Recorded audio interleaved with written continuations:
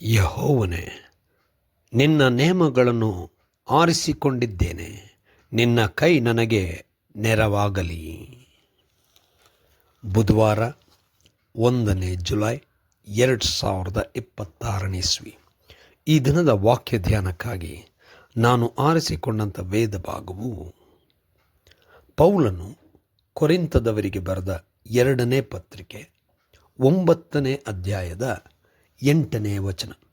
ದೇವರು ಸಕಲ ವಿಧವಾದ ದಾನಗಳನ್ನು ನಿಮಗೆ ಧಾರಾಳವಾಗಿ ಅನುಗ್ರಹಿಸುವುದಕ್ಕೆ ಶಕ್ತನಾದ್ದರಿಂದ ನೀವು ಯಾವಾಗಲೂ ಎಲ್ಲ ವಿಷಯಗಳಲ್ಲೂ ಪರಿಪೂರ್ಣತೆಯುಳ್ಳವರಾಗಿ ಸಕಲ ಸತ್ಕಾರ್ಯಗಳನ್ನು ಹೇರಳವಾಗಿ ಮಾಡುವವರಾಗಿರಬೇಕು ಎಂಬುವಂಥದ್ದೇ.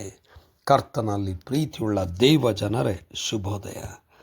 ದೇವರು ತನ್ನ ಜನರನ್ನು ಅದ್ಭುತವಾಗಿ ಆಶೀರ್ವದಿಸುವುದರಿಂದ ಆಶೀರ್ವದಿಸಲ್ಪಟ್ಟಂಥವರು ಇತರರಿಗೆ ಒಳ್ಳೆಯದನ್ನು ಸತ್ಕಾರ್ಯವನ್ನು ಮಾಡುವಂಥದ್ದು ಅದು ಸೂಕ್ತವಾಗಿದೆ.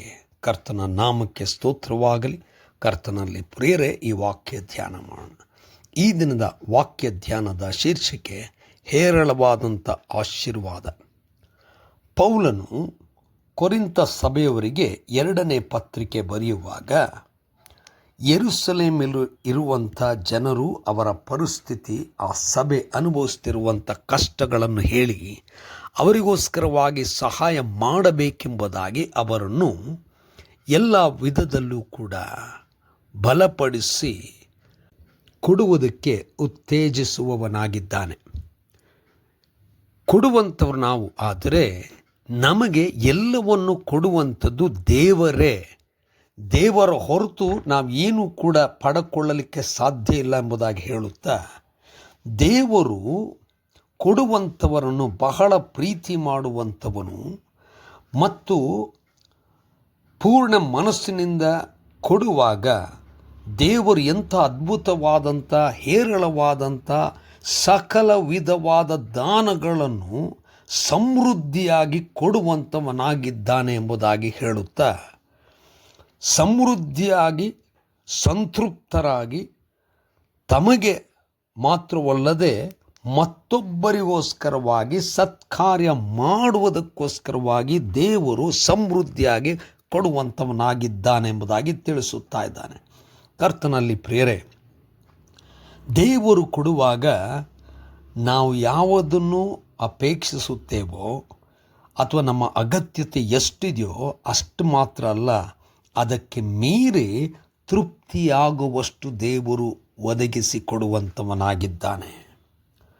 ನಾವುಗಳು ಪಡ್ಕೊಂಡಂಥವರು ದೇವರ ಈ ಒಂದು ಕೃಪೆಯನ್ನು, ದೇವರು ಸಮೃದ್ಧಿಯಾಗಿ ಕೊಡುವಂಥದ್ದನ್ನು ಮನದಲ್ಲಿಟ್ಟುಕೊಂಡು ಸತ್ಕಾರ್ಯಗಳನ್ನು, ಅಂದರೆ ಇತರರಿಗೋಸ್ಕರವಾಗಿ ಒಳ್ಳೆಯದನ್ನು ಮಾಡುವಂಥವರಾಗಬೇಕು.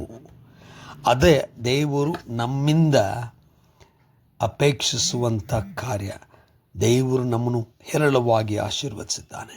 ಈ ಹೊಸ ತಿಂಗಳು ಹೆಜ್ಜೆ ಇಡುವಾಗ ಹೇರಳವಾದ ಸಮೃದ್ಧಿಯಾದಂಥ, ನಾವು ಸಂಪೂರ್ಣವಾಗಿ ಸಂತೃಪ್ತಿ ಹೊಂದುವಂಥ ಆಶೀರ್ವಾದಗಳನ್ನು ದೇವರು ಕೊಡಲಿ ಮತ್ತು ಆಶೀರ್ವಾದ ಪಡೆದ ನಾವು ಅನೇಕರಿಗೆ ಒಳ್ಳೆಯದನ್ನು ಮಾಡುತ್ತಾ ಮುಂದೆ ಸಾಗುವಂತೆ ದೇವರ ಆತ್ಮನು ನಡೆಸಲಿ.